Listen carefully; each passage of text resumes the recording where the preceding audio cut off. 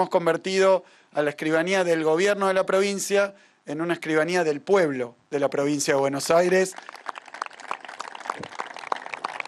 Se ha recorrido en pandemia y en conjunto también con la actividad, como ocurrió aquí, de cada uno de los gobiernos municipales, ir a buscar a aquel que tiene el problema. Y después, lo que comentaba el intendente Lunghi, que tenemos en proyecto y con un grado de avance importante, la construcción también de 1000 nuevas viviendas aquí en Tandil. Está un proyecto importantísimo, el de Sanssouci, que hemos hoy, como lo ha dicho el intendente, hemos dado pasos importantes para que sea posible llevarlo a cabo. Bueno, sobre Tandil, contar toda la obra que se hace en el terreno educativo, en el terreno sanitario, en el terreno de asfaltos, de luminarias, decía recién, de vivienda, de cloacas. También importa un proyecto cloacal muy importante que tiene que ver también con el crecimiento relevante que ha habido en la localidad. Pero hoy estamos reunidos y esta es una nueva conferencia de verano, porque muchos sabrán que estas bellezas naturales que tiene Tandil, espectaculares.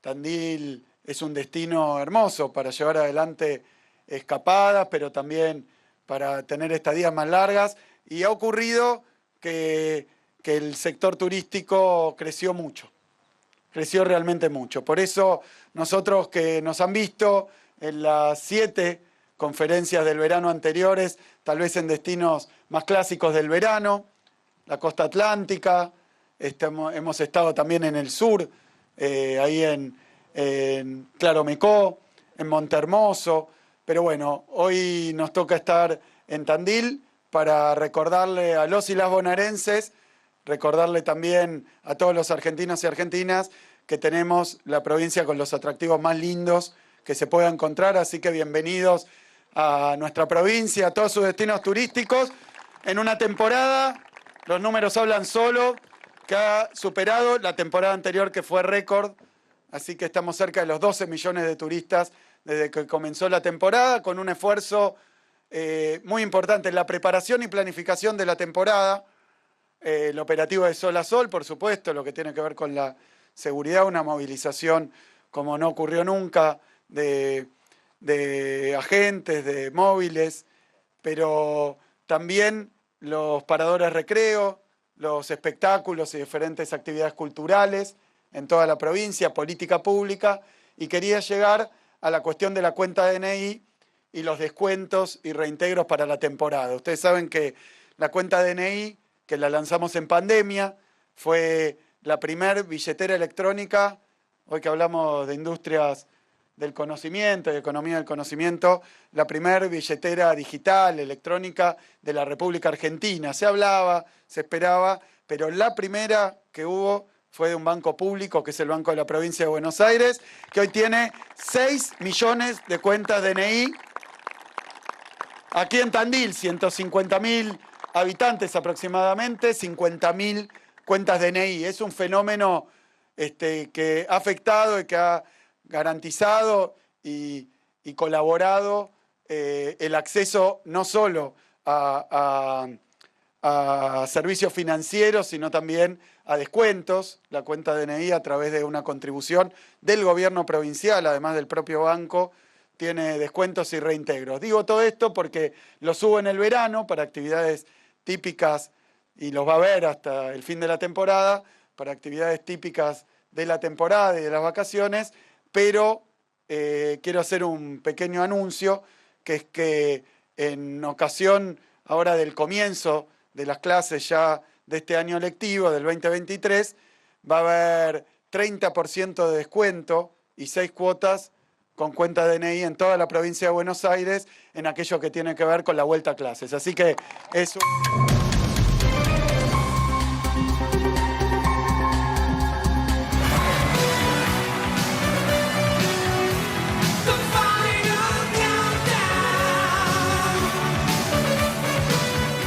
Cada vez que nosotros nos ponemos a hablar de qué queremos ser, de qué nos gustaría ser, de si es el otro, si es este, de lo que el otro dijo, de lo que dijo el de más allá, Eso no tiene nada que ver con la realidad de la gente de todos los días. Y tener la humildad para reconocer eso, que hay muchos actores relevantes dentro de Juntos por el Cambio, sean o no sean presidentes, y que aún con todos esos actores juntos necesitamos a millones de argentinos atrás nuestro. ¿Y usted va a ser candidata o precandidata a presidenta? Sí.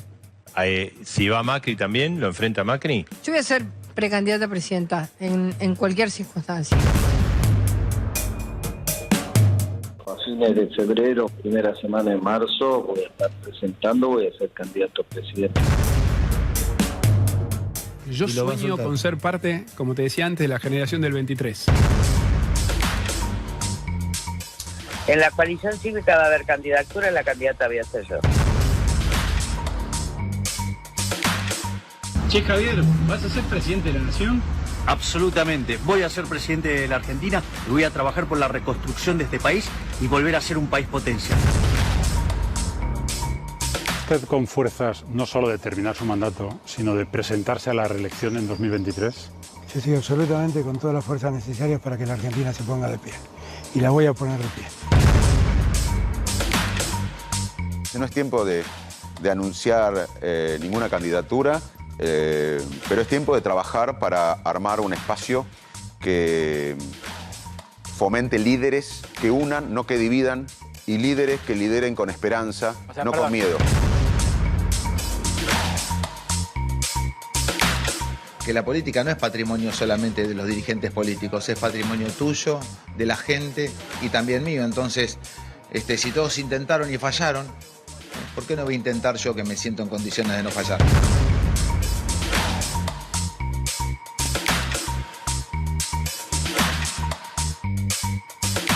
La recorro todos los días, me preparo, trabajo todos los días. Obviamente en el 2023 lo vamos a decir, tengo toda la vocación, todas las ganas, toda la actividad.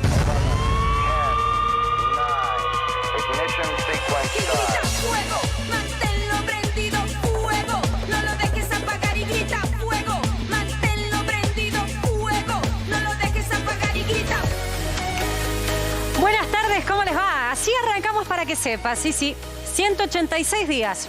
186 días, para muchos será tortura, para otros será fin de una etapa para poder empezar a definir quién será el próximo presidente y los mandatarios de cada una de los municipios y también de las gobernaciones.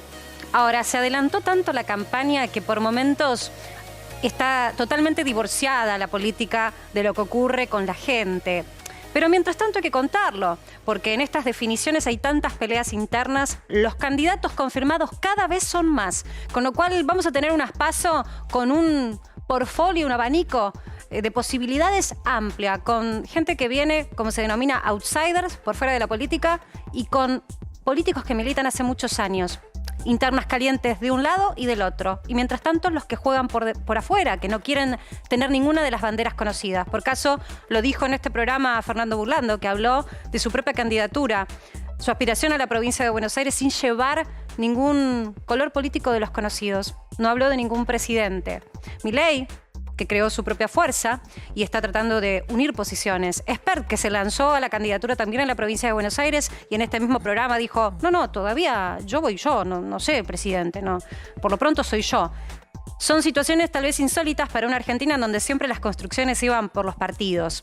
Ahora bien, está caliente la interna y están las definiciones y también la indefinición. Hoy novedades, Wino, y definiciones también. Sí, hoy hubo dos importantes novedades que repercuten a nivel nacional. Quizás la más fuerte fue la de Elisa Carrió, que hoy anunció que en mayo va a presentarse como precandidata a presidenta por Juntos por el Cambio. Sabe que no va a ganar, lo dijo expresamente, pero dice que esto va a ayudar a mantener la paz en su interna. Te tiro un dato sobre Elisa Carrió. Menos mal. De 2003 a 2019 hubo 5 elecciones presidenciales. En 4 compitió Elisa Carrió como candidata o como precandidata. Solamente una vez superó el 20% de los votos. Fue en 2007 que salió segunda y tuvo el 23,05%. Después de eso fue todo en picada. Pero bueno, se mantiene expectante. Y la otra novedad fue la candidatura de Alfredo Cornejo como candidato a gobernador de Mendoza. ¿Por qué es importante esto? Porque Mendoza, una provincia muy importante, pero a nivel nacional no mueve tanto el amperímetro, pero es importante porque Cornejo iba a ser el candidato a vicepresidente de Patricia Bullrich. Era lo que quería ella y lo que quería él. Pero ¿qué pasó? El diablo metió la cola y apareció un competidor interno para el radicalismo en Mendoza, que es Omar de Marchi, un hombre del PRO. Y lo que se dieron cuenta en el radicalismo es que si no compite Alfredo Cornejo, tienen serias chances de perder la provincia. Por eso Alfredo Cornejo se baja de la candidatura a vicepresidente. Incluso había sido precandidato a presidente. Él decía que podía ser el futuro presidente de Juntos por el Cambio. Después bajó un poco un cambio, dijo voy como vice de Bullrich y ahora ni siquiera eso. Va como candidato a gobernador de Mendoza. O sea, con acento radical, candidatos a presidente que están hoy postulándose. Tenés a Gerardo Morales, tenés a Carrió. Si querés, con esta. Bueno, Carrió hace muchos años. Extracción de Unión Cívica Radical. Ya hace muchos años que dejó pero digo, el radicalismo. Del ala radical. Hoy tenés a Gerardo Morales, que es el único que está formalmente lanzado, más, Facundo Manes, que ayer volvió a ratificar que va a ser candidato a presidente, lo hizo acá en PQS. Bien. Y además tenés, porque hay más, en el radicalismo tenés una incógnita, que es Martín Lustó. Martín Lustó, que hasta ahora está lanzado como candidato a jefe de gobierno porteño, precandidato a jefe de gobierno porteño, pero siempre amenaza con que quizás juega la nacional, y cuando la gente que habla con él dice está tan interesado en los temas nacionales y en los temas de la economía nacional y se lo escucha hablar tan poquito de los problemas de la ciudad de Buenos Aires que ¿quién te dice? Y hay otro que anda dando vueltas por ahí que es Gustavo Valdés, el gobernador de Corrientes. También uno dice no le da para candidato a presidente, pero podría ser el reemplazo de Cornejo para ser el vice de Bullrich. La ciudad también es un territorio caliente en cuanto a candidaturas. Había un montón. Quirós, Jorge Macri. También en su momento García Moritán habló de esa posibilidad. Sí, la ciudad de Buenos Aires tiene, por el lado de Juntos por el Cambio, tiene, te diría, 18 candidatos. Está, habíamos hablado, Martín Lustó. Mira, ahí tenemos en pantalla algunos candidatos de la ciudad, algunos del peronismo que tampoco tienen definición. Vidal dice que va a ser presidenta. Bueno, presidenta, pero hasta ahora las encuestas no le dan para ser pero viste, expectativa versus realidad. En la expectativa se candidatean. El PRO tiene varios candidatos. Tiene a Jorge Macri, que es el favorito de Mauricio Macri. Tiene a Fernán Quirós. Tiene a Soledad Acuña, la ministra de Educación de Larreta. Tiene también a Martín Lustó, lo mencionábamos antes. Pero si ninguno da y a María Eugenia Vidal no le termina de dar para presidenta, algunos la quieren como candidata en la ciudad de Buenos Aires. Ella dice que es una etapa ya superada, la de... Pero espera. Acordate que María Eugenia Vidal, además de ser gobernadora de la provincia, fue vicejefa de gobierno, ¿no? O sea, ¿tiene mayor posibilidad que Jorge Macri en la ciudad de Buenos Aires? Yo te diría que hoy no. Hoy Jorge Macri, al estar amparado por Mauricio Macri, se lo ven más fuerte. Pero bueno, hay que competir. Hay que competir, ¿no es cierto? O sea, bien, ayer abrimos la puerta de las definiciones y del regreso al territorio de hombres fuertes. Por ejemplo, del peronismo. Y hablábamos de Mansur, Carlitos. Hablamos de Mansur, que deja su lugar el próximo 15 de febrero, un día antes de una noticia que voy a dar ahora. ¿Sí? ¿Quién lo reemplaza, sabemos? Hay 3 postulantes. A mí me da la impresión, por experiencia política, que el más ducho para eso podría ser Juan Manuel Olmos, que fue asesor del presidente y luego pasó a ser el segundo de Mansur. Otro es Rossi, el que está en la UAFI, ahora en la AFI, perdón, y podría haber alguna otra posibilidad. Pero a mí me da la impresión que el pensamiento de Alberto Fernández en pos de su sueño ideal de llegar a ser presidente, creo que lo habilita más para elegirlo a Juan Manuel Olmos. Porque el punto es el siguiente, estamos hablando de candidaturas de las que ya se lanzaron, pero hay otras que todavía son inciertas. Anoche fue una noche especial porque la política no duerme y hay mucha rosca, y sobre esa rosca se le pidió al presidente definiciones sobre si va o no a ser candidato. Hace un año, en un viaje, había dicho ante periodistas que por qué no. Y bueno, y después dio una marcha atrás, ¿no? Con esos dichos, pero después, una vez más, se subió a esa carrera. Parecería ser que Alberto Fernández sabe que no le da para ser reelecto, pero por algún motivo necesita mantener su expectativa. Sabemos que no tiene quizás el poder para esa reelección, pero tiene un poder de daño, tiene un poder de veto. Eso es lo que están buscando. Te digo, en este momento, las acciones de Juan Manuel Olmos para reemplazar a Juan Mansur están bastante bajas. ¿Por qué? Porque Olmos está planteando, yo quiero mantener el bajo perfil. Hoy te diría que la balanza se inclina un poquito más, en la información que yo tengo, por Agustín Rossi, que es un tipo que tiene más experiencia desde lo mediático. Pero bueno, tiene que reemplazar a Mansur, que recordamos, ayer el presidente dijo, y lo anticipábamos acá, el presidente dijo, se lo vamos a devolver a los tucumanos, hay elecciones el 14 de mayo en Tucumán, y Mansur sueña con que si le va muy bien en la gobernación, él sería candidato a vicegobernador, se lanza como candidato a presidente también. Perdón, pregunto, ¿y Guado de Pedro? ¿En qué quedó? Guado de Pedro ya está Máximo virtualmente Kirchner. lanzado, aunque no lo oficializa del todo, pero hoy te diría que es el que está moviéndose con más fuerza en lo que tiene que ver con Sí, tiene la el agenda kirchnerismo. de un candidato a presidente ya, ¿eh? Tiene la agenda de candidato a presidente, recorre distintos países, recorre distintas provincias, se mueve como candidato. Habrá que ver si le da para hacerlo o no. Grabois también dijo que iba a ser candidato a presidente, lo dijo en este programa, lo confirmó. Si no es Casi que apuró. Dijo que va a ser candidato si no es Guado, o sea que parecería ser que su favorito es Guado de Pedro. Pero hay muchos nombres en danza, cada vez más te diría. Bueno, para que no te marees, te vamos a traer en los próximos días casi un GPS, un mapa para que vayas viendo a dónde van las caras y con qué partidos políticos, para que no te confundas. Tenemos información de último momento.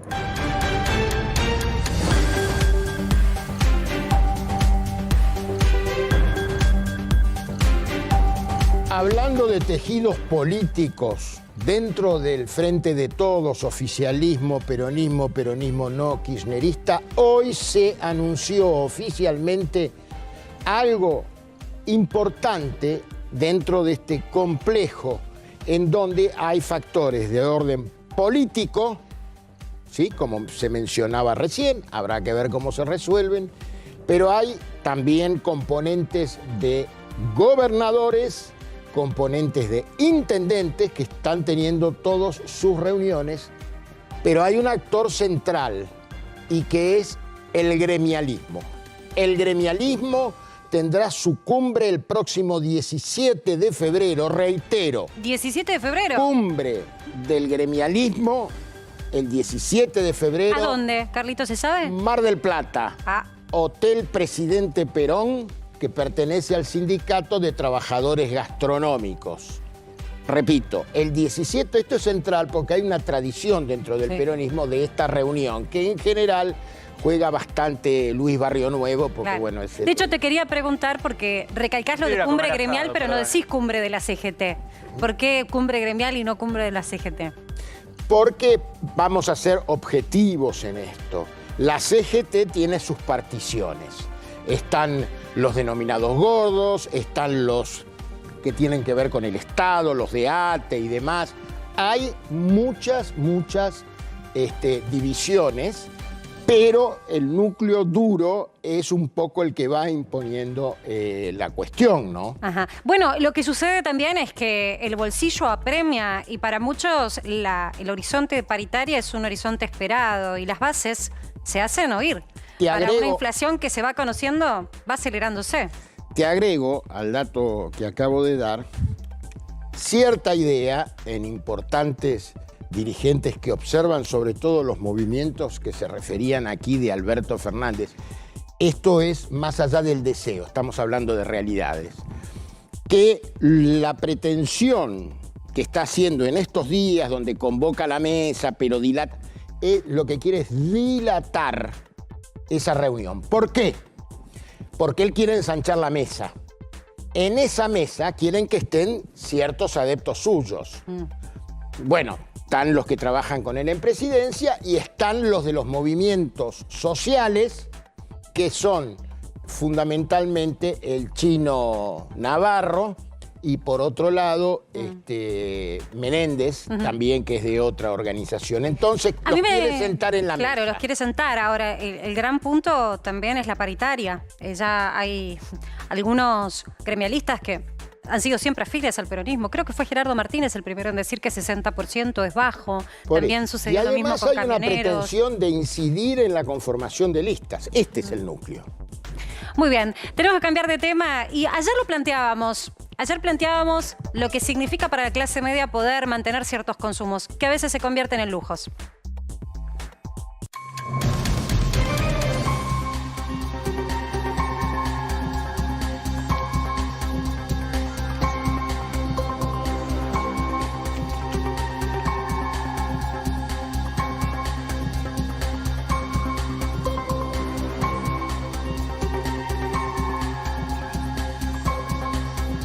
Argentina está cada vez más caro para los argentinos, ¿no? No para el extranjero que viene con sus divisas. Y la tecnología, todo lo que es electrónico, se volvieron realmente consumos caros, consumos que la gente va rebuscándose para conseguir cuotas fijas, para tener alguna promoción. Ahora, cuando vos cuando comparás los precios que tenemos aquí con otros países de la región, a veces hay diferencia muy marcada y otras veces no. Vamos a estar trabajando en Uruguay, en Chile, Descalzi en Uruguay. No recuerdo quién en Chile, chicos, no lo tengo acá. Mario Solís. Ahí está, Mario, te estoy viendo en pantalla tanto tiempo. Y Gus Descalzi, porque qué mejor que preguntarles a ellos en primera persona, cómo son los precios. Porque yo digo, el argentino gana en pesos. Por más de que todos sepamos el tipo de cambio acá, para comparar siempre es mejor hacerlo en pesos. Y ahí es donde ves a veces groseras diferencias. ¿Cómo les va? Les doy la bienvenida. Arranca el que quiere. Bueno, yo estoy, le cuento, en Maldonado, así que le damos prioridad al amigo chileno, si quiere. Dale, Mario. Encantado. Bueno, y con lo que están comentando me recuerda conferencia de prensa, Festival de Viña, Fabulosos Cadillac, año 2017. Le preguntamos a los Fabulosos Cadillac qué era lo primero que habían hecho al llegar a Chile. A ver si podemos subir un poquito el volumen, que no se escucha acá, chicos. No sé si se está escuchando bien al aire, por las dudas. Ya, yo lo escucho bien. ¿Cómo me escuchan ustedes? Te escuchamos un poquito bajo. Por ahí te puedes acercar un poquito. Perfecto. Mario, querido, el micrófono. Por ahí, perfecto. ¿Qué tal? Bueno, lo que ¿En dónde estás? Yo estoy en Santiago de Chile en este momento. Perfecto. En pleno centro de Santiago. Y les comentaba que hacía memoria año 2017, Fabulosos Cadillac, conferencia de prensa, Festival de Viña. Le preguntamos a los Cadillac qué era lo primero que habían hecho al llegar a Chile. Y lo que respondieron fue ir a comprar televisores. Porque claro, las tecnologías en Chile son bastante más económicas por una serie de cosas, por los tratados de libre comercio, por los convenios, por las alianzas, pero comprar tecnología en Chile siempre va a ser más conveniente que en Argentina. No sé si quieren que parta con algunos ejemplos. Empecemos con el celular, algo que acá todos utilizamos y que, bueno, mucha gente cuando viaja cree que hay demasiada diferencia y entonces trata de traer los últimos modelos, algunos que llegan muy lento a Argentina, para ver cuál es la diferencia de precio. Contame cuánto cuestan allá. Acá tengo mi listado de precios. Acá yo me dediqué a hacer cotización durante el día, ir a pedir los valores. Y si quieren, por ejemplo, un teléfono último modelo, un iPhone 14 que en pesos chilenos cuesta 1.049.000 pesos. En pesos argentinos, esto sería aproximadamente, al cambio del día de hoy, entre 400 y 420.000 pesos. Desconozco si es el valor que tiene el iPhone 14 allá en Argentina. Ahora, si pasamos a uno... A ver, contámelo para el chileno. ¿Es algo accesible? ¿El chileno cada cuánto cambia el celular? Claro, lo que pasa es que para el chileno nosotros tenemos una gran cantidad de convenios con todas las casas comerciales, por lo tanto para nosotros es muy fácil endeudarnos. Acá normalmente las casas comerciales confían en el chileno y te dan toda la posibilidad de sacarlo en 48, 70 o lo que quieras en cuotas. Entonces es muy frecuente que, si bien es cierto, 1.049.000 pesos es caro para nosotros, estamos hablando de 3 ingresos mínimos, mucha gente lo tiene. Yo no lo tengo, pero hay mucha gente que sí lo tiene. Bien, a ver, Gustavo, ¿me contás cómo es para el uruguayo promedio cambiar el celular? Cambiar el celular en el Uruguay, lo más caro o lo más buscado en estos días, que es el famoso 14, este iPhone 14, va entre $1.150 y $1.600 de acuerdo a la capacidad que ese celular tenga. Por ejemplo, vamos a tratar de pasarlo a pesos argentinos para establecer el paralelo. Aquel que es de 128 GB cuesta 1.150 dólares aquí en el Uruguay, y cuando usted lo pasa a peso argentino, yo voy a tomar este dólar de 375.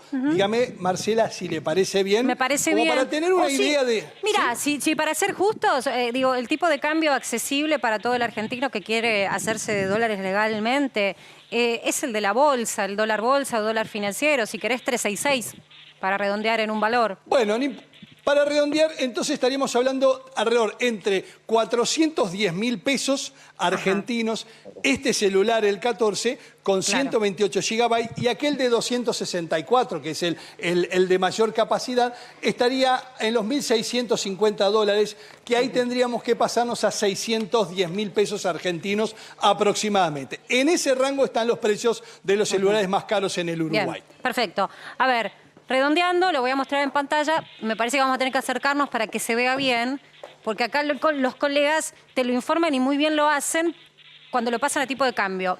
El choclazo lo que te muestra en realidad son los valores absolutos, pero ¿qué pasa si lo comparás en porcentaje? Nuestra producción lo que hizo fue exactamente eso, tomar el tipo de cambio bolsa, que se utiliza para muchas cosas, por ejemplo el mercado inmobiliario, para proyectar precios, y compararlo. Entonces, Gustavo, lo hicimos como vos lo acabás de hacer y Mario también, y comparamos cuánto sale este mismo celular. La diferencia del iPhone en Chile es un 36% por encima del precio en pesos en Argentina, es decir, pesos argentinos, comprando ese celular en Argentina o comprando ese celular a valor Chile. Es un 36% más caro. Más caro que, digamos, Chile más caro que Argentina. Entonces, en algún momento ese rulo no era así. ¿Cuántos hacían, no, Mario querido, esos kilómetros para pasar las fronteras a Chile para traerse de todo? Bueno, atención, porque evidentemente con el celular no. Ahora, quisiera saber qué pasa con el Smart TV. Ya sabemos que en Uruguay es más barato, un 12% más barato que en Argentina, el iPhone 14. ¿Qué pasa con un Smart TV? Bueno, si quiere empezar con Chile o con el Uruguay, como quiera usted. Como quieran, como ustedes digan. Con Chile, amigos.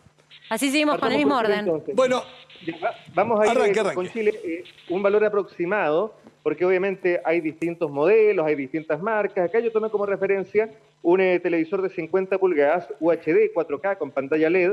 En dinero chileno serían 300.000 pesos chilenos. Si lo pasamos a plata argentina, estamos hablando aproximadamente de 125.000 pesos. Ahora, insisto, esto es variable, porque el cambio de la moneda chilena a la argentina va cambiando prácticamente cada semana. Pero si lo tomamos como referencia al valor del peso argentino hoy para nosotros, son 125.000 pesos. Muy bien. A ver, ¿y en Uruguay el Smart TV? Bueno, acá estoy justamente mostrándole los Smart TV. Tengo acá abajo mío todos los que son de 50 pulgadas, que van de entre los 490 dólares, es decir, 500 dólares y 550 dólares, todos los que son los Smart TV. Vamos a pasarlo al precio Blue para que usted se maneje, mi querida Marcela. Entonces, estamos hablando en este momento de un precio que podría estar en el orden de los 180.000 pesos argentinos aproximadamente, un televisor Smart TV, claro, de estos que acá recordemos que en el Uruguay son todos importados. Claro, Gus, acá tengo una diferencia de entre 17 y 20% a favor tuyo. Es decir, el uruguayo puede acceder de manera más accesible, más fácilmente, chicos, imposible ver eso, al precio del Smart TV en relación al argentino. Con Chile no sé si pasa lo mismo. Con Chile, a ver, y con Chile estás 4% arriba. Bueno, en definitiva, el que va a Uruguay, el televisor tal vez lo encuentre más atractivo el precio. Bueno, también convengamos que en el caso de Chile nosotros estamos sufriendo una inflación bastante pronunciada. De hecho, el último índice de precio del consumidor, que es lo que va midiendo también la inflación, salió elevado al doble de lo que proyectaba el gobierno en su momento. Fue un 0,8%, que para ustedes debe sonar que es bajísimo, el IPC, pero para nosotros está proyectado en un 0,4% para este mes, lo que significa un aumento importante en los precios. Claro. Bueno, ahora cuéntenme al revés. Ya sabemos que para el argentino todo está caro, ganamos en pesos, todo lo que está trazado por tipo de cambio, poner el precio que quieras, pero es difícil. Difícil de conseguir y difícil de costear. ¿Qué pasa cuando el extranjero viene a Argentina? Cuando viene el uruguayo y cuando viene el chileno. Mario, Gustavo. Bueno, yo les contaba que Uruguay es una economía dolarizada, ¿no? Es decir, Uruguay tenemos una economía que es bimonetaria. Voy a girar para acá, señor director, para que hagamos artículos comunes. Fíjese esto de acá. Estos son, digamos, aspiradoras, para que usted vea que un precio presentado, voy a ir a la más barata, $68, todos los precios en el Uruguay, las cubiertas, los arreglos del auto, los electrodomésticos, siempre están expresados en dólares porque nosotros en nuestra cabeza tenemos esta cosa que es bimonetaria. Es decir, pensamos tanto en pesos con dólares. Nadie se le ocurre arreglar el auto y decir me costó 14.000 pesos. Dice, no, son $340, $380, compra un repuesto, son $175, son $500. Entonces, nosotros tenemos en nuestra cabeza todo el tema bimonetario. Usted llama a un albañil en el Uruguay, lo más probable es que le diga, bueno, por arreglar esto, porque eso son $2.000, $2.500, hacer un baño son $2.000, hacer una cocina son $3.500. Son muy pocos los que piensan en pesos uruguayos, así como yo le decía. Pero para que usted trace una línea, y capaz que esta es la manera de manejar el número. En el Uruguay, el salario mínimo nacional está expresado en este precio de acá, venga para acá, aproximadamente en alrededor de los $500. Es decir, que una persona con un salario mínimo nacional podría comprarse un televisor de 50 pulgadas. Y el salario medio está en el Uruguay expresado muy cerquita de los $1.000. Es decir, que este es el número que usted tiene que pensar cuando hacemos la comparativa. ¿Cuánto me cuesta a mí de mi salario comprar un televisor, por ejemplo, o una licuadora o un lavarropa? Esa es la cuenta que nosotros tenemos que hacer. Este televisor de 50 pulgadas en el Uruguay es un salario mínimo. ¿Cuánto sería en la Argentina un televisor de 50 pulgadas o en Chile? No. Está muy bien esa comparación. Porque ese es el poder del bolsillo, la capacidad adquisitiva. Un salario mínimo, un televisor. Claro, así es. Por eso le digo que es fácil para nosotros calcular acá siempre en dólares porque somos como un barato país son bimonetario. 2/3 te diría. Está bien. Está muy buena esa comparación, Gus. No sé si, Mario, por ahí la tenés en la cabeza, pero es interesante mirarlo de esa manera. Claro. En el caso de Chile, el sueldo mínimo está a 420.000 pesos chilenos y un televisor de última generación, no estoy hablando de una marca sumamente prestigiosa, te puede costar en promedio 300.000 pesos, 400.000 pesos. También podríamos hacer esa comparación que un salario mínimo también es un televisor. Ahora, claramente, cuando el chileno va a Argentina, a lo que va es a comer y a pasarlo bien. Porque para nosotros lo que es económico cuando uno viaja a Argentina es la alimentación. Si tú vas a un restaurante, el restaurante más económico, el restaurante de barrio, te puede costar un menú aproximadamente en plata argentina unos 3.000 pesos. 3.000 pesos argentinos te puede costar un menú. ¿Saben qué les quiero preguntar a los dos? ¿Qué les cuentan o si ustedes mismos tuvieron posibilidad de viajar? Acá se instrumentó todo un sistema para tratar de captar los dólares que vienen del turismo en el mercado formal. Se puso y se trazó incluso como tipo de cambio el mismo que hemos tomado acá para hacer las valorizaciones, que son el dólar bolsa. ¿Resultó fácil, es sencillo cuando el extranjero pisa Argentina? ¿Lo hace con sus divisas en el mercado formal? En el caso del Uruguay son muy pocos los que utilizan el mercado formal y es para cantidades grandes.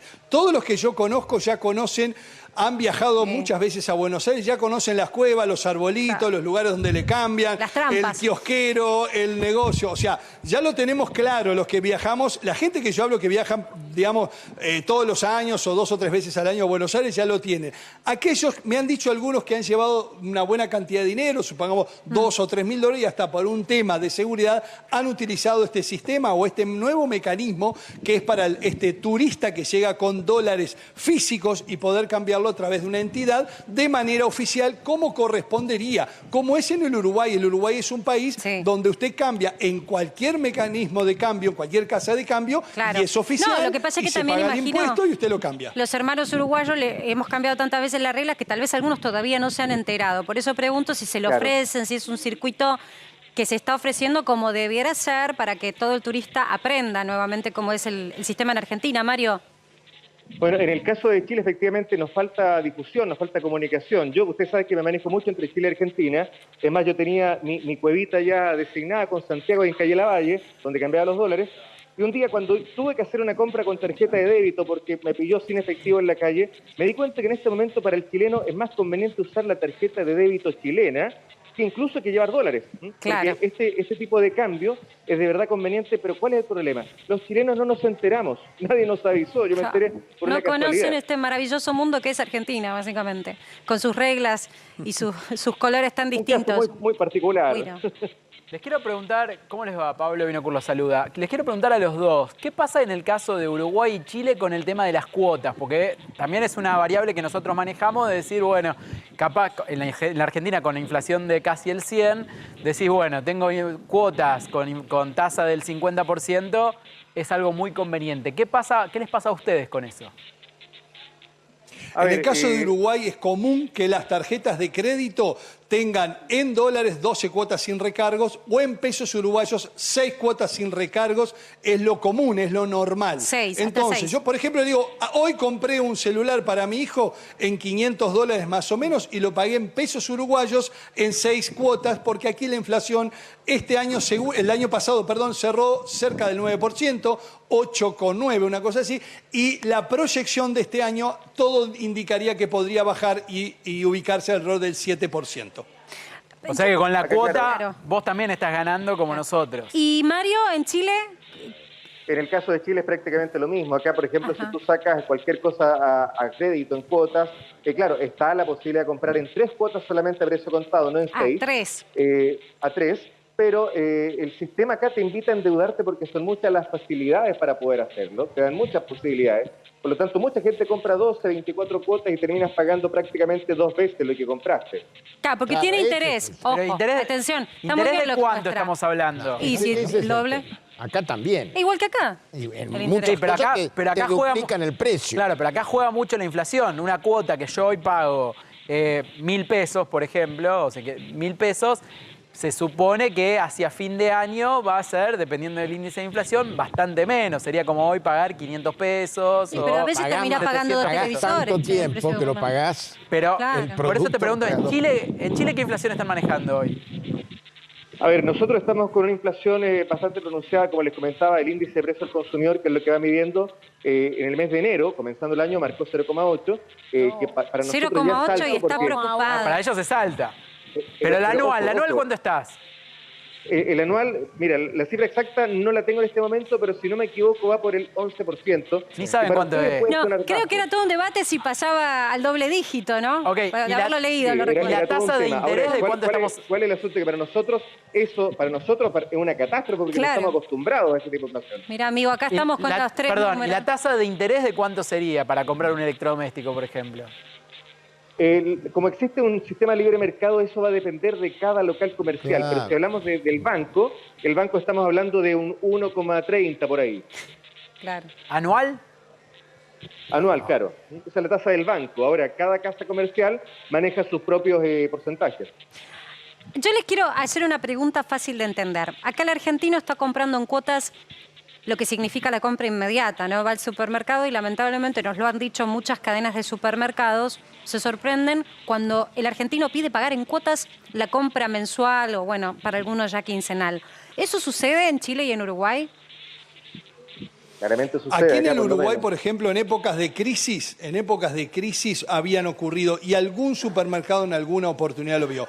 Yo le digo que en el último tiempo, por suerte, es decir, la compra se financia con tarjeta y usted después lo compra con tarjeta. La compra en cuotas de supermercado es algo que no solo no es recomendable, sino porque además usted se está generando un problema este mes para el que viene, sino que aquí ya se ha, digamos, desactivado a nivel supermercado cuando estamos hablando de compra digamos, de alimentos. Lo que sí, obviamente, todos los supermercados tienen venta de cualquier otro producto, como por ejemplo los productos de tocador, ropa, electrodomésticos. Entonces usted sí, ahí tiene muy buenos planes de financiación y hay algunos supermercados en el Uruguay o cadenas de supermercados que manejan hasta 12 cuotas en pesos uruguayos sin ningún tipo de recargo. Es decir, usted compra algo que vale 120 pesos y lo va a pagar en 10 cuotas mensuales y consecutivas de 10. Ahora, yo les quiero sumar el aporte que nos está viendo Juan Pablo Romero.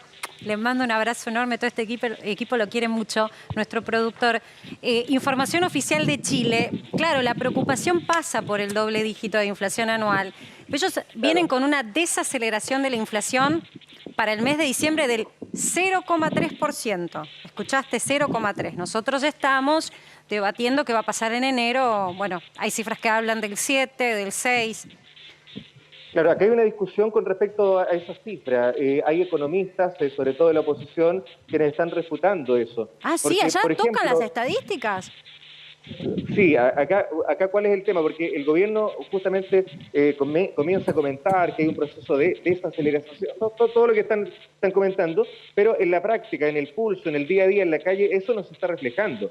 Entonces nos encontramos con que hay ciertos rubros que pueden haber o mantenido o bajado sus precios, pero no pertenecen realmente ni siquiera a la canasta básica, ni a los bienes de consumo que son fundamentales para la economía nuestra. Entonces hay todo un cuestionamiento con respecto a esas cifras. Si bien es cierto, por ejemplo, hoy el oficialismo estaba celebrando que era un 0,8% el índice de precio del consumidor, que es lo que les comentaba hace un momento, los analistas dicen que no es una cifra positiva porque es el doble de lo que se había proyectado en un comienzo, claro, y en la calle se traduce en otra cosa. Claro, entiendo totalmente. Me interesa eso, ¿eh? Pensé que el tema de poner el foco sobre la falta de credibilidad de las estadísticas no era algo que se estaba dando en todos los países. Veo que en Chile lo ven. ¿En Uruguay cómo estamos con eso? No. En Uruguay no. En Uruguay la estadística que da el INE, el Instituto Nacional de Estadística, el INE en el Uruguay, es inobjetable. Hay algunos estudios que después difieren, por ejemplo, sobre alguna localidad del interior o, por ejemplo, con algún producto puntual. Pero es puntual, no le cambia el global. Lo que sí tenemos hoy un problema en el Uruguay es con el tema del dólar, con la baja del dólar. Hoy tenemos un dólar más barato que hace 2 años. Y eso también permite que, por ejemplo, algunos de los artículos que yo tengo acá expresados en dólares, frente a un sueldo que ha tenido algunos aumentos en este año, por lo menos los aumentos de inflación, hace que los productos expresados en dólares sean más baratos. Pero eso también trae un inconveniente con respecto al sector exportador. Es decir, claro, por ejemplo, acá estoy con uno de 50 que vale $520. Seguramente hace 2 años tal vez costaba también $520, pero al sueldo estos $520 representaban un porcentaje mayor. Hoy el dólar está no solo planchado, sino que está mucho más bajo. Le voy a decir, claro, 10% más bajo que hace 2 años atrás. Muy bien. A nosotros nos pasa exactamente lo mismo, quiero contar eso. Nosotros en el mes de julio teníamos un dólar a 1.035 pesos chilenos, llegamos, que fue el momento más alto. Hoy el dólar está por los 790 pesos chilenos, por lo tanto la gente que tenía ahorrado en dólares realmente se está golpeando la cabeza. No, yo me río por no llorar, digo, no. Ojalá algún día sea al revés, el que ahorre en dólares se agarre la cabeza y diga, ¡ay, qué mal negocio hice! Bueno, les agradezco enormemente a los dos, estuvo buenísimo este repaso. Muchas gracias, un abrazo. Un abrazo a ambos. Beso grande, Marcela, que pasen bien. Gracias, colegas.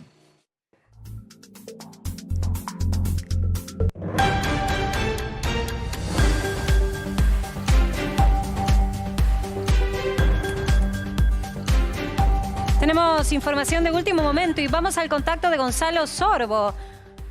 Gonza, no sé si me estás escuchando, pero gran parte de lo que vemos constantemente de comercios que se quejan, no te escucha. Por los gestos de comercios que se quejan porque no pueden vender y demás, pasa por las dificultades que a veces significa que tengas en obra la vereda. Ahí está. Sí, te estamos viendo y escuchando. Y veo que estás justamente en un comercio que ha sido afectado por una obra de infraestructura, no sé qué es eso. Exactamente, Marcela. Buenas tardes a todos. Sí, tenía un problema de retorno, pero de todas maneras ya lo solucionamos. Estamos en una esquina icónica de la ciudad de Buenos Aires, el 9 de julio de Avenida de Mayo. Sí. Ahora, ¿qué es lo que pasa? Muchas personas, por ejemplo, quieren cruzar la calle. Estamos justo en la puerta de un local, de un restaurante. Entonces, estamos en la puerta y yo quiero pasar y te voy a mostrar, mirá. Sí.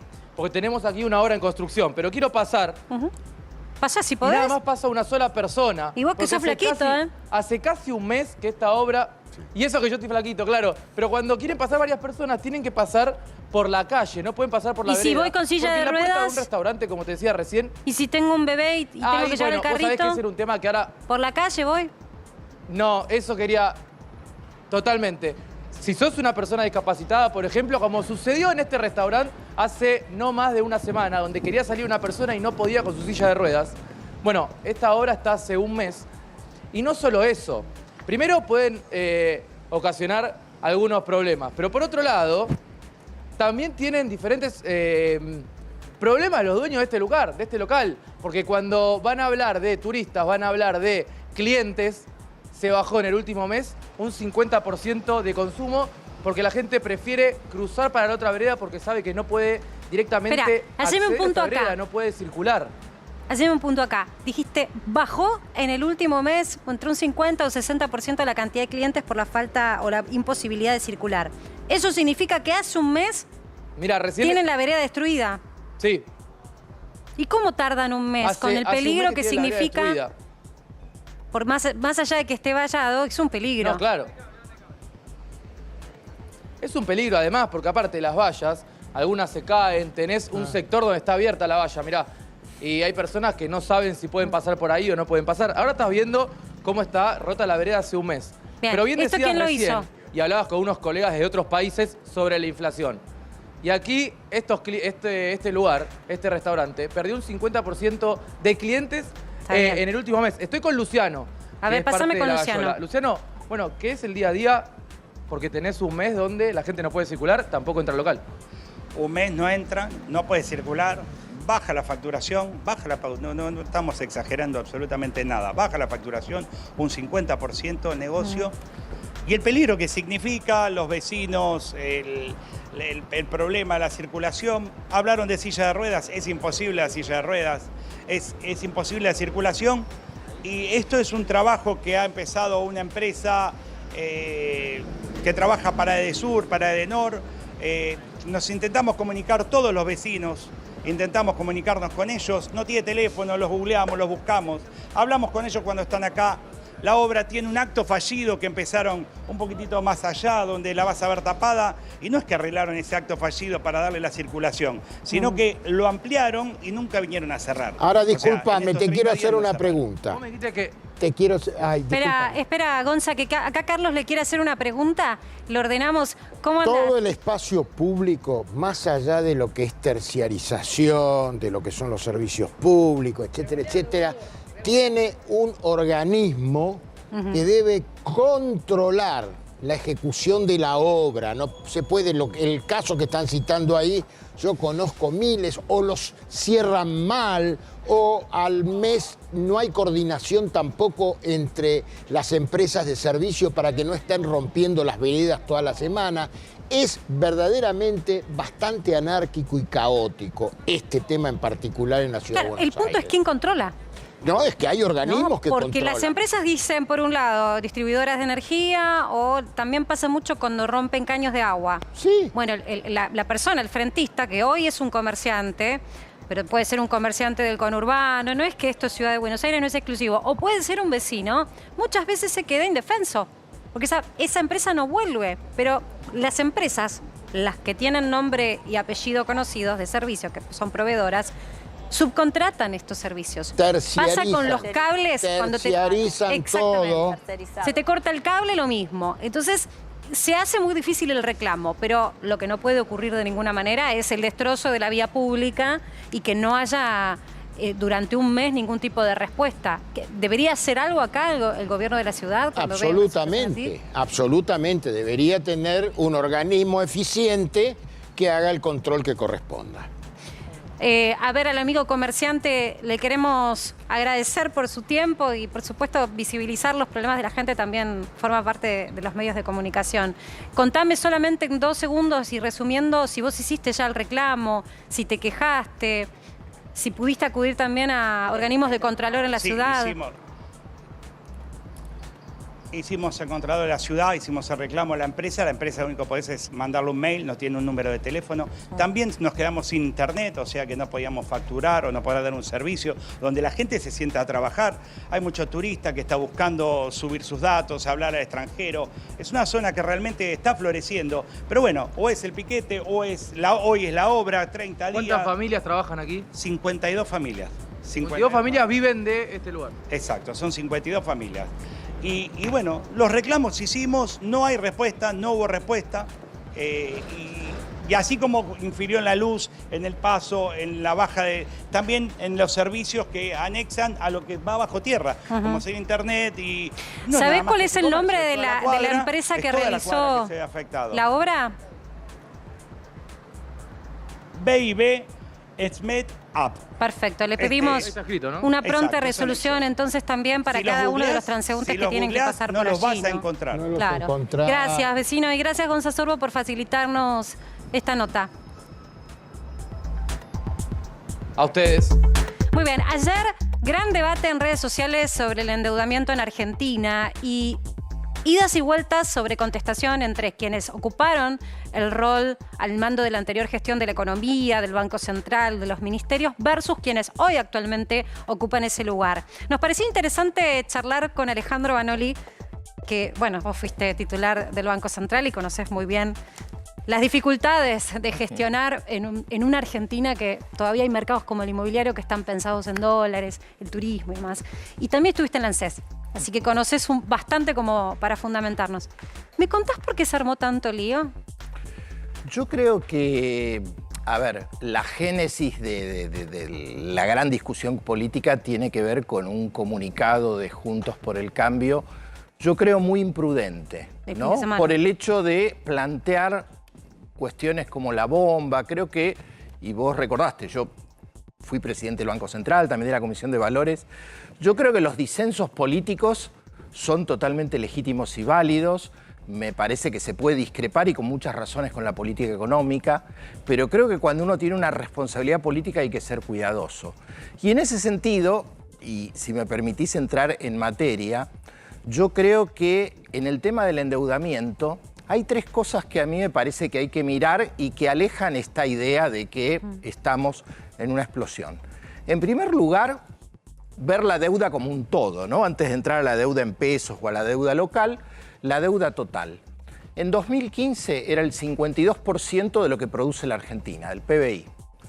En 2019 esa deuda llegó al 90%, ¿sí? O sea, creció casi 40 puntos del PBI. Y bajó actualmente 10 puntos. Es decir, hay una deuda que fue reestructurada, reperfilada en la gestión Macri, reestructurada en la gestión de Alberto Fernández, la deuda externa, que ha bajado. En segundo lugar... En términos del PBI, pero el PBI también se mide o se nomencla en dólares. Entonces, a medida que va actualizando el tipo de cambio, va a haber una actualización. ¿Qué pasa? Para que todos podamos entender, ¿qué pasaría si la próxima gestión necesita retocar el tipo de cambio con ese endeudamiento? A ver, es verdad, digo, se usa la deuda PBI para, de alguna forma, comparar internacionalmente y comparar con los recursos, porque como vos en una familia, una empresa, no solo hay que mirar la deuda, sino los recursos. Después, un tema importante, y yendo, digamos, al tema cambiario que me parece importante hablar, es que la deuda en pesos dentro de ese total subió 20 puntos. Es decir, internacionalmente no es lo mismo de ver pesos que de ver dólares. Evidentemente la Argentina no emite dólares, si emite pesos, te da otro margen. Y el tercer componente es que no es lo mismo de verle a fondos volátiles del exterior, como pasó en la gestión anterior de Macri, donde se le debía a PIMCO, a Templeton, a grandes inversores que compran y venden especulativamente, que de verle a inversores institucionales locales o deuda intrasector público, que es gran parte de la composición de la deuda que hoy hay. Preguntas. Y, por ejemplo, anuncios como el gobierno de recompra de deuda en el mercado. Bueno, esa deuda también está en manos de un mercado donde puede haber como contraparte, ¿no? Estos fondos que vos decís se especulan, viven de eso, básicamente. Y el gobierno recompra esos mismos fondos. Yo creo, a ver, me parece que cuando se pone en cuestión la solvencia de la deuda, me parece importante, creo que acá es una jugada a dos o tres bandas. En primer lugar, dar una señal de que no se va a defaultear. En segundo lugar, también, cuando hay una brecha cambiaria muy alta, ¿no? Es lo que en la jerga se conoce como el dólar MEP o el contado con liquidación en relación al dólar oficial, es una herramienta que tiene, digamos, el Banco Central, cumpliendo la Carta Orgánica, para lograr una estabilización financiera, que es una de sus misiones.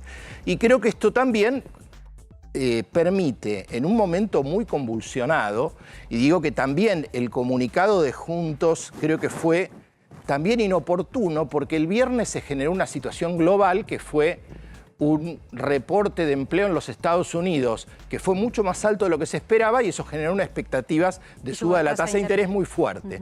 Entonces, digo, creo que no quiero olvidar lo que vos preguntaste del tema cambiario, ¿no? Evidentemente hay un gran problema que es la brecha cambiaria. Espera, haceme un punto acá y te pregunto, ¿por qué el gobierno tiene que dar una señal de que no va a defaultear si para el propio gobierno las muestras del crecimiento están, la desaceleración de la inflación es cuestión de meses para que se constate, el arreglo con el Fondo Monetario está dado y firmado. ¿Por qué debe hacer eso?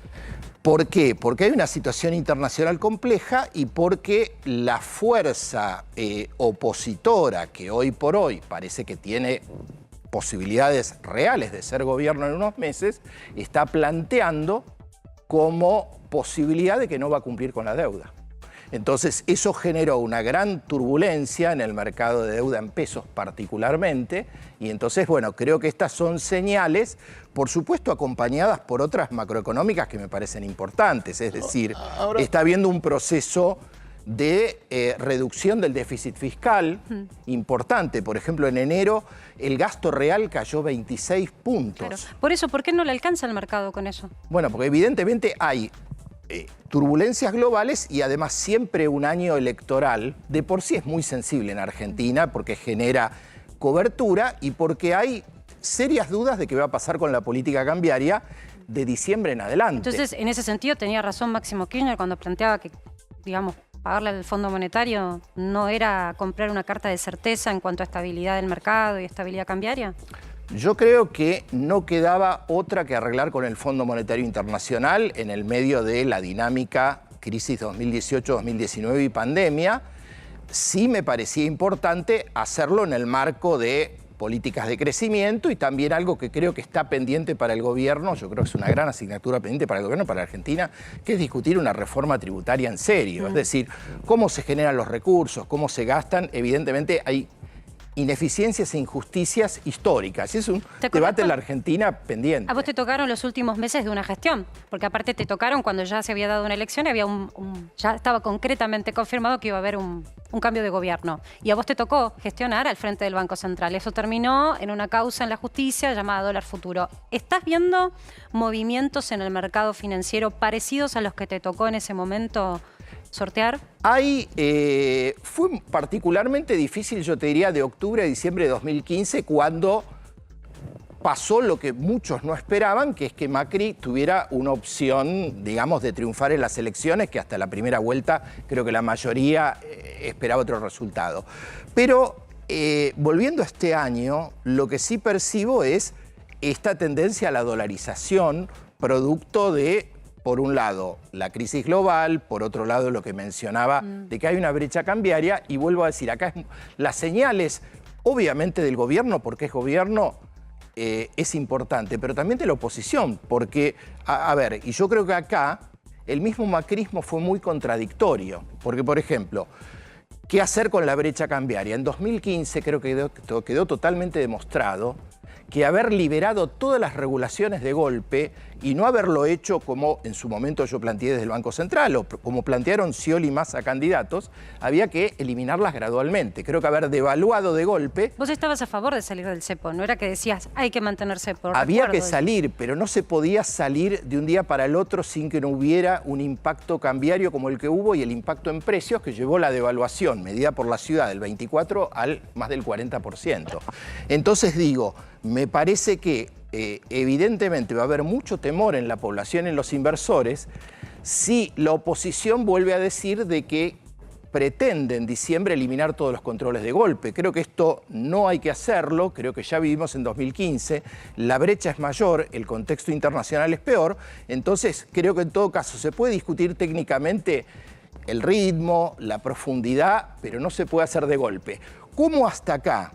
Por ejemplo, Macri en el libro Primer Tiempo, ¿qué es lo que dijo? Estuve mal, había que haberlo hecho gradualmente. En el libro Segundo Tiempo, de nuevo en línea con una parte de los economistas de Juntos, dice hay que sacar todos los controles de golpe. Entonces, creo que esta, yo diría discusión interna, porque también me parece que en el espacio opositor hay matices y hay visiones con esto. Claro, lo veo. Esta indefinición que generan los inversores, pero temor sobre la deuda en pesos mirar para adelante. En pesos. Y está bien, y me parece bárbaro, porque hay que plantear distintos programas y contarle a la gente de verdad las consecuencias que pueden tener. Ahora, tanto se habla del endeudamiento, y vos me decís, bueno, pero no es lo mismo emitir dólares que emitir pesos, pero es endeudamiento al fin. Y mi pregunta pasa por ese lugar también. ¿Qué pasa con los pasivos del Banco Central y con ese endeudamiento en pesos? que en definitiva está en manos también de los bancos locales.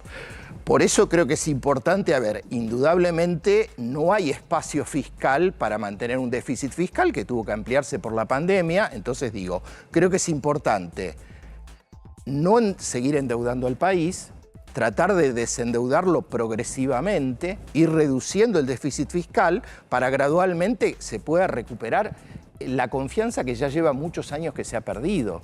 Entonces me parece que el conjunto de la dirigencia política, la oposición, el gobierno, tiene que, en todo caso, tratar de acordar, por lo menos, mínimas políticas de Estado o por lo menos tratar de no generar señales que den pánico a la gente en algunas cuestiones que creo que no se deberían discutir, como la solvencia del sistema financiero, como el hecho de que la deuda, no estamos viviendo una etapa de endeudamiento. Ojo que lo dicen los bancos también, todos aportan su granito de arena. Mi pregunta pasa por y los puede afectar, creo que los bancos en este sentido, por supuesto. ¿Por qué tenemos inflación de 3 dígitos en alimentos? Creo que por un conjunto de factores, ¿no? En primer lugar, venimos de una inercia inflacionaria de mucho tiempo que se ha ido ampliando y reproduciendo por los desequilibrios macroeconómicos, porque hay diversos problemas estructurales y por expectativas. Obviamente que si hay una expectativa de que el tipo de cambio se va a ir devaluando 5 o 6% mensual, e incluso más si realmente se piensa que va a ganar la oposición y va a devaluar un 100%, esto genera tensiones cambiarias. Entonces, creo que se ha avanzado en estos meses en algunos factores que son importantes. Evidentemente se ha reducido la emisión monetaria, se ha reducido el déficit fiscal. Me parece que faltan algunas cuestiones en las que se está empezando a dar señales. Por ejemplo, nunca en el gobierno actual se pudo armar una especie de acuerdo social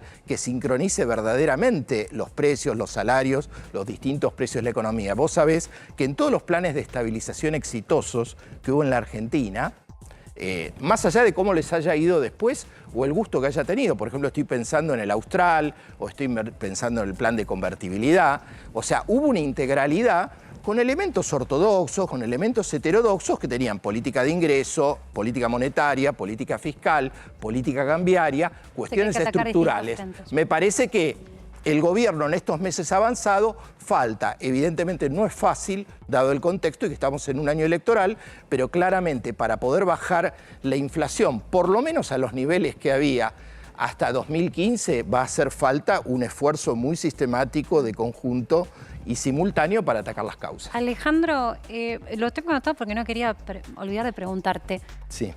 ¿Vos te fuiste, como se dijo en su momento, por un error de cálculo cuando fue el IFE y la cantidad de beneficiarios que luego nos mostró lo que es la Argentina, ¿no? Una Argentina donde hay informalidad, donde en ese momento no había un censo. ¿Te fuiste por eso? ¿Porque fueron más IFEs de lo que en su momento se calculó? No, el presidente me pidió la renuncia. Creo que en ese momento hubo una discusión de espacios políticos y que evidentemente a partir de situaciones donde el ANSES no tenía responsabilidad, en el caso de del IFE no fue un cálculo que hizo el ANSES, y particularmente también, por ejemplo, mucho se habló de las colas del famoso día 3 de abril. Bueno, hubo una causa judicial de la que fue sobreseído y que demostró muy claramente que el ANSES no tenía ninguna responsabilidad en lo que eran los operativos bancarios, con lo cual creo que quedó demostrado que hubo pujas entre espacios que determinaron mi salida, que de alguna forma se fueron reproduciendo durante la gestión de este gobierno en distintos casos donde determinados funcionarios del gobierno de Alberto Fernández tuvieron que alejarse precisamente por estas pujas. Y creo que esto lastimó mucho al espacio, lastimó mucho al gobierno, fuera de los personalismos. De nuevo, los funcionarios son fusibles, eso es la regla de oro de la política, pero me parece que la falta de consenso sobre las políticas y los espacios políticos generaron una situación que debilitó mucho al gobierno en una situación muy difícil. Gracias, Alejandro, por haber participado para que se pase. Lo quiero reconocer, es que siempre tenés gestos muy amables con la prensa, no importa de qué lado uno esté desde lo ideológico, siempre ha sido muy respetuoso en los años que me ha tocado transitar como profesional. Gracias. Te agradezco mucho.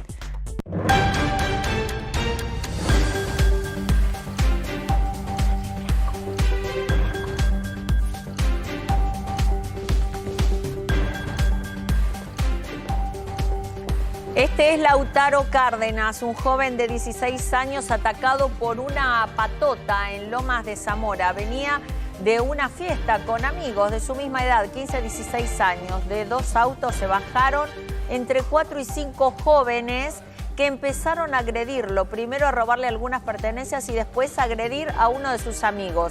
Él quiso defender a ese amigo de 15 años y lo atacaron brutalmente con botellas que le partieron en la cabeza y lo dejaron rato después, casi inconsciente. Llegó a su casa, pero empezó a descomponerse y cuando llegó al hospital tenía casi el 90% de su cerebro cubierto de sangre. El estado era delicadísimo, gravísimo, pero tenemos el último parte médico de cómo está Lautaro Cárdenas, de solo 16 años. En un episodio otra vez de violencias, de patota que atacan después de una fiesta. Está en estado todavía grave, pero sin respirador, puede tener algo, puede recibir algo de líquido y empezar a comer en las próximas horas. Y de acuerdo a los estudios que se les haga, por supuesto en estas horas de profundidad, van a determinar si lo pueden pasar a una sala común. Todavía está en terapia intensiva este chico.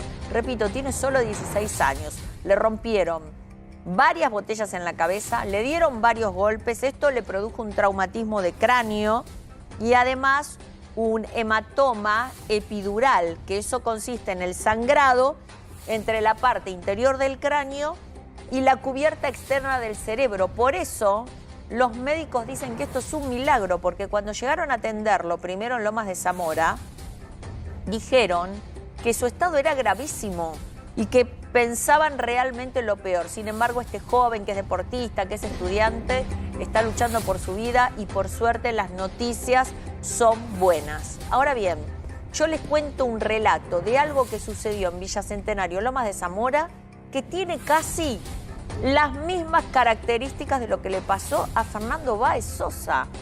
Saliendo de una fiesta, atacado por una patota entre varios, quiso defender a un amigo. ¿Recuerdan ustedes que Fernando hizo lo mismo? Salió en el medio del boliche ahí a defender a otro amigo que lo estaban también atacando.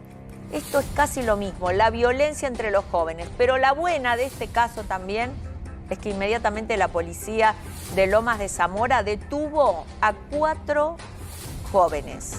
Esos 4 jóvenes, según lo que dicen los testigos, según este video, que por suerte hicieron que algunos jóvenes se presentaran, incluso por pedido de la familia, que pedían testigos de esta golpiza y sobre todo esos autos que se ven, el amarillo y el gris que ustedes están viendo, que pudieron identificar, porque parece que los chicos son de la zona, los agresores. Fueron detenidos 4 de ellos. Y la otra sorpresa acá es que son menores de edad. También tienen 15 años. Entonces, es un grupo increíble esto de creer, de grupos de 15, 16 años, de pibes que salen a robarle y a golpear a otros grupos de chicos de 15 y 16 años. La patota existió siempre, digamos, Sí. pero está adquiriendo, vos que sos una analista y observadora de esta, ¿qué notás de qué es lo que está ocurriendo? Sí, muchos ataques de chicos jóvenes en grupo, porque es cierto esto de la patota, pero es la agresividad a tal punto. Sí, crueldad, que no miden, Crueldad. Crueldad y lo que tienen a mano no les importa, les parten algo en la cabeza. Digo, lo vimos, o golpes de puños, patadas, que te rompen cosas y en la cabeza. Digo, van a donde van a dañar. Esta es la Lo del cuestión. daño A donde hacer es un muy daño importante. severo, ¿no?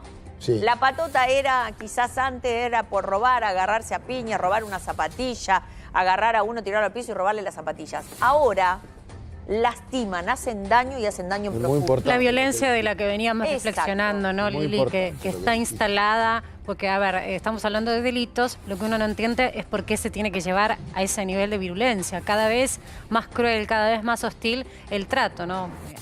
Queda raro decirlo, pero antes había ciertos códigos en los delincuentes también. Es que hay una cosa que yo, obviamente, no tengo las herramientas, es el daño sin sentido. Sí, dañar por dañar. Claro. Claro, y de chicos jóvenes, eso es lo peor. Bueno, lo bueno es que Lautaro Cárdenas está mejorando y hay 4 detenidos, 2 de ellos menores de edad. Tenemos que ir a una breve pausa, pero enseguida volvemos. Seguimos en Para que Sepas. Y atención porque el verano no termina y si tenés que hacer planes, escuchá. Se viene la agenda cultural en la Ciudad de Buenos Aires. Una nueva edición de Buenos Aires Playa, si te gusta tomar sol, en el Parque de la Ciudad y Parque de los Niños. Llega con tardes especiales para toda la familia. Los jueves trae tardes de cine, mientras que los viernes habrá tardes de música, en las que representarán además DJs musicalizando la puesta del sol. Todo muy cool, de martes a domingo hasta el 26 de febrero, de 10 a 20 horas. Entonces, ¿dónde? En el Parque de la Ciudad y también, atención, Parque de los Niños. También recordemos que febrero, ¿por qué se caracteriza, chicos, febrero? Por el carnaval. Pero claro que sí, 34 cursos en la ciudad. 34. Están armando y más de 100 agrupaciones y 10.000 murgueros y murgueras. Comenzaron ya con esta nueva edición de Carnaval porteño, todos preparados para ver y deslumbrarse durante los fines de semana y feriados de febrero a partir de las 19 horas. Vecinos, vecinas, turistes, podrán disfrutar de espectáculos de música y baile que serán realizados de manera descentralizada en toda la ciudad. Así que volvemos de nuevo, fines de semana y feriados de febrero desde las 7 de la tarde. Hay 30 puntos. Así que a mirarlos en el mapa, 30 puntos en toda la ciudad que están preparados justamente para eso. Bueno, y segunda fecha de Por Amor al Baile. Ya lo habíamos visto, la primera, un éxito.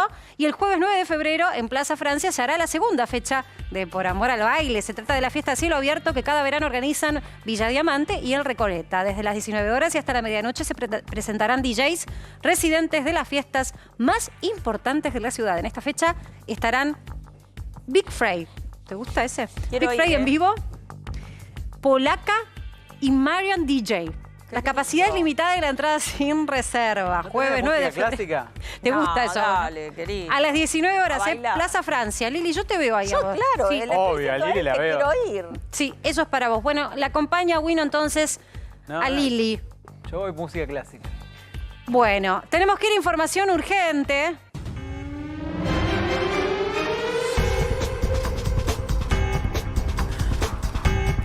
Porque sigue la búsqueda en Turquía de personas. Este sismo que se dio el domingo a la noche para Argentina fue realmente una imagen impactante. Siria y Turquía afectadas por este sismo, en donde ya se confirmaron 11.200 personas fallecidas. Pero bueno, la búsqueda en los escombros sigue, persiste. Y allí, importantísima labor están haciendo los Médicos Sin Fronteras para Latinoamérica. Con nosotros está Andrés Weiss, que es director general de esta agrupación de médicos que hacen tan noble tarea. ¿Cómo andás? Hola, ¿cómo estás? ¿Me contás un poco cómo fue para ustedes, cómo es organizarse en una situación tan de catástrofe, no? Bueno, como dijiste, la noche de domingo a lunes acá hubo un terremoto, en realidad varios terremotos de un impacto muy, muy alto en la frontera entre Turquía y Siria. Para que la gente un poco se ubique, es casi llegando a la costa del Mediterráneo. Sí. ¿Sí? La zona más afectada es la zona de Alepo en Siria. Entonces, cuando tenés un terremoto de esta naturaleza, claramente la primera reacción es salir a buscar a las víctimas entre los escombros, ¿no? Hay que tener en cuenta además que esto es pleno invierno y hace mucho frío. De noche nieva, hace menos de 0 grados.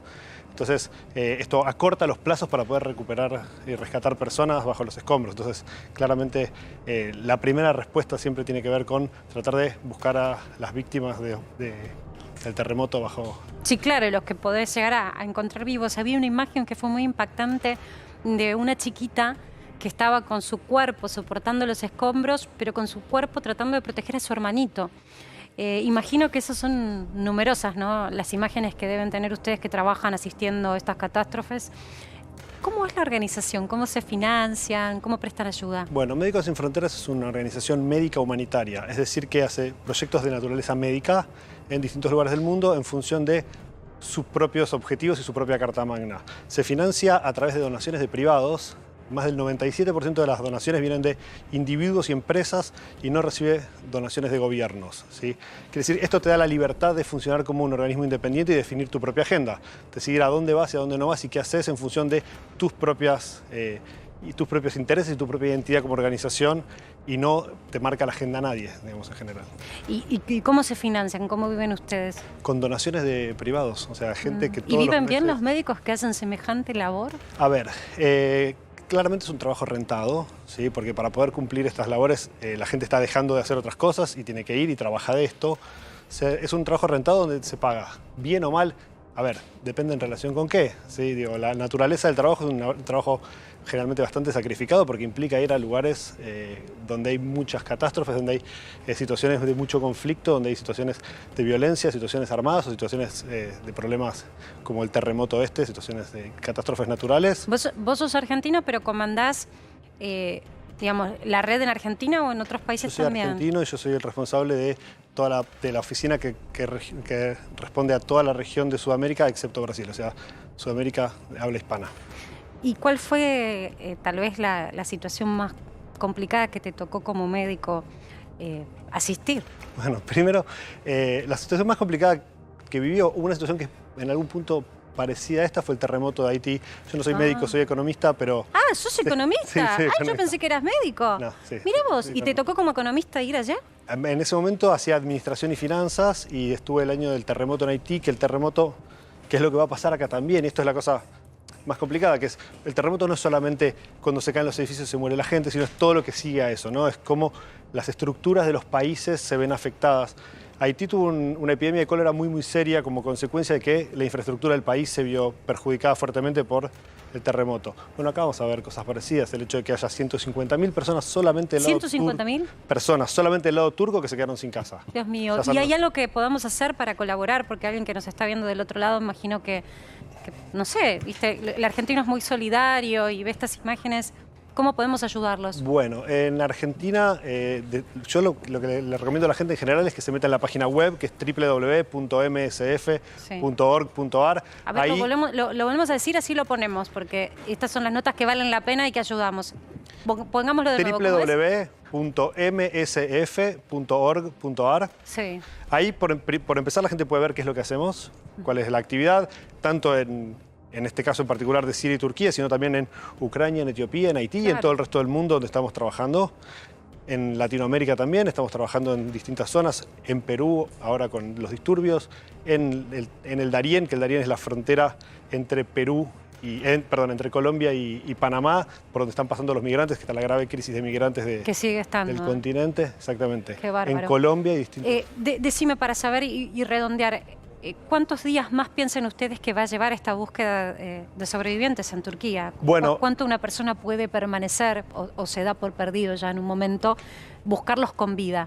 En general, en casos de terremotos así, creo que son las primeras 24 horas donde se espera recuperar gente con vida. El hecho de que haga tanto frío acorta los plazos y hace que esto sea periodos más cortos. Pero también hay que considerar que hay un montón de gente que quedó a la intemperie sin casa y que también necesita ayuda humanitaria, necesita ayuda no solo médica, sino necesita frazadas, material de cocción. Se quedaron sin nada, básicamente.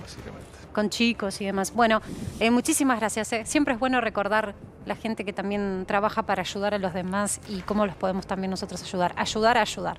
Bueno, muchas gracias. La presidenta de AISA, Malena Galmarini, tuvo una reunión bilateral con el presidente del BID, Ilan Goldfan. Fue tras ser invitada a la sede del organismo del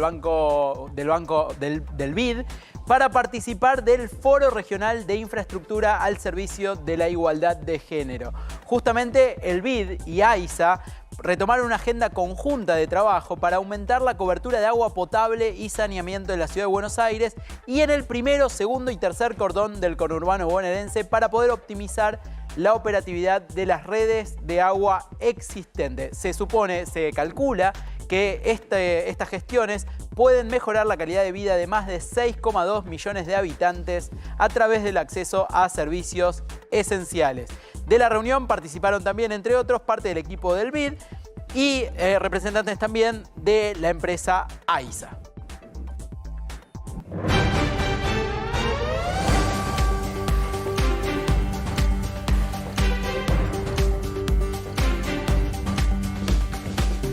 Últimos minutos de programa y no podemos cerrar este programa sin él, que del otro lado siempre nos espera y nos da esa notita de color que nos alegra un poco. Adrián Sack desde Atlanta con una noticia que por lo menos lo vi desde ayer, revolucionó las redes sociales, Adri. Absolutamente, querida Marce, así es. ¿Por qué? Porque el discurso que dio después Joe Biden, que era el discurso del Estado de la Nación, el más importante que da un presidente de los Estados Unidos en el año, pasó a un segundo plano. ¿Por qué?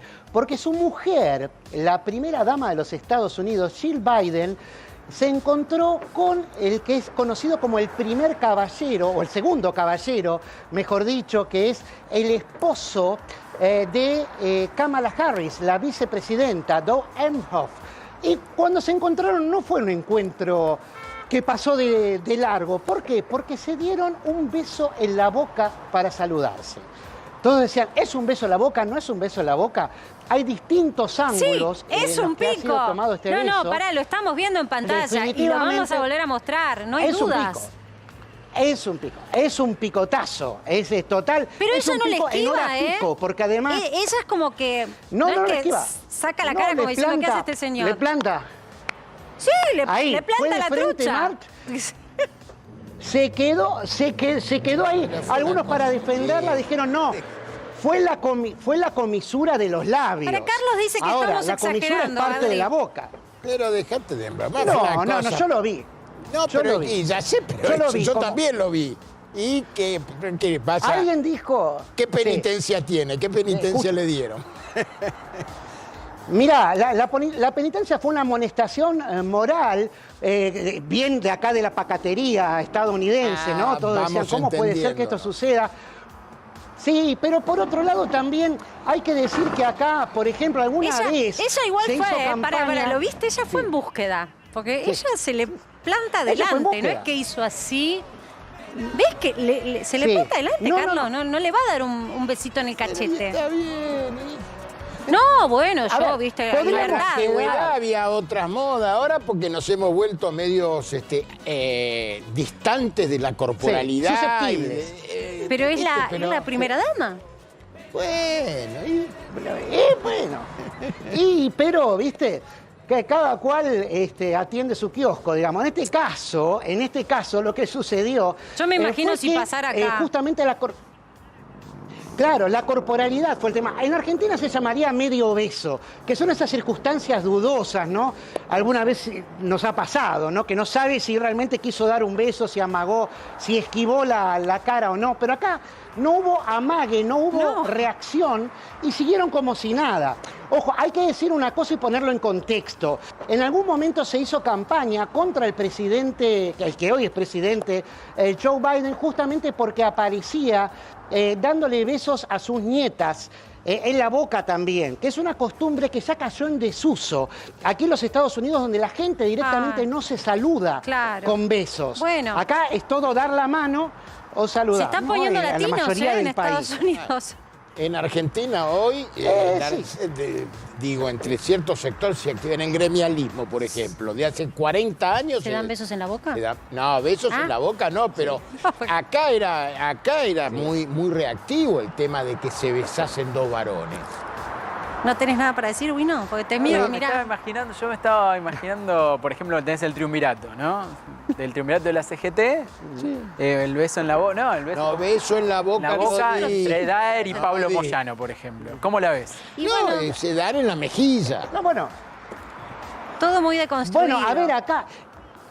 Recordemos, a ver, el profesor me va a ayudar, en Berlín del Este hubo un famoso beso del expresidente de Alemania Oriental, Erich Honecker. Ahora no me acuerdo con quién fue, si fue con León Brezhnev, ex premier de la Unión Soviética, Bueno, pero fue un mural incluso ahí- que en Berlín hoy está, de darse el beso, en la boca. Mañana discutimos sobre la moralidad Me del gusta. beso. ¿Querés cerrar el programa vos, Carlitos? Ahí está. Porque nos tenemos que ir. Me Dale, encanta que se decilo. bese la gente. Esa es la reflexión. Le encanta que se bese la gente. Gracias, Adri, te queremos. Nos Hay que reencontramos besarse mañana más, a las 6 de la decía tarde. Galán. Quédense que ya llega Facundo Pastor. Chau.